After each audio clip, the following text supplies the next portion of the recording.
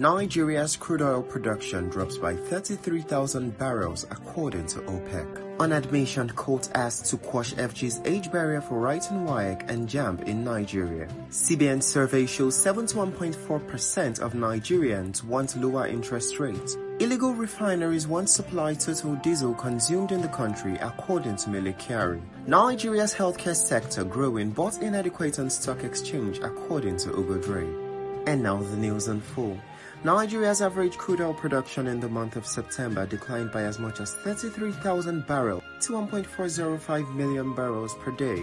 In its October oil markets report, the Organization for Petroleum Exporting Countries (OPEC) revealed that Nigeria's crude oil production fell from 1.438 million barrels per day in August, according to the secondary data from Nigerian authorities. Direct communication shows that Nigeria's average crude oil production for September was 1.324 million barrels per day, a drop of 27,000 barrels compared to 1.352 million barrels per day in the previous month. Coming up next, the Federal High Court in Abuja has been asked to set aside the alleged age barrier imposed by the Federal Ministry of Education, which restricts applicants below 18 years exercising their rights to association and self-determination regarding enrolling to write the West African Examinations Council or the Joint Admissions Matriculation Board examinations. The fundamental rights suit was filed by Mr. Maxwell Okpara against the Ministry of Education, JAMB, and the National Universities Commission.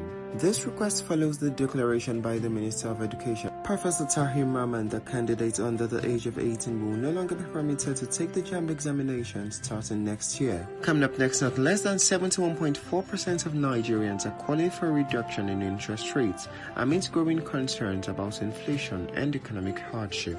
This is according to the September 2024 Inflation Expectation Survey of the Central Bank of Nigeria, which gathered opinions from businesses and households across the country. The survey, which included 1,750 businesses and 1,665 households from 36 states and the Federal Capital Territory, indicated a significant preference for lower interest rates. Only 12.5% of the respondents supported an increase in the rate, while 16.1% preferred the rates to remain unchanged. Coming up next, the Group Chief Executive Officer of the NNPCL, Mr. Mele Kyari, has stated that illegal refineries at the time supplied total diesel consumed in the country.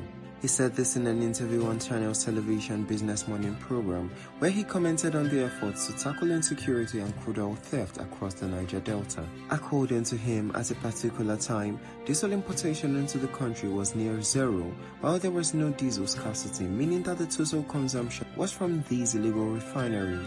He noted that there were over 20,000 pits dotted across the region responsible for crude oil theft, but the scale has reduced over time due to efforts of security agencies. Coming up next, Nigeria's healthcare sector, though growing steadily, remains significantly inadequate in the broader economy, according to financial analyst and CEO of Nairametrics, Ogodre Obuchukwu.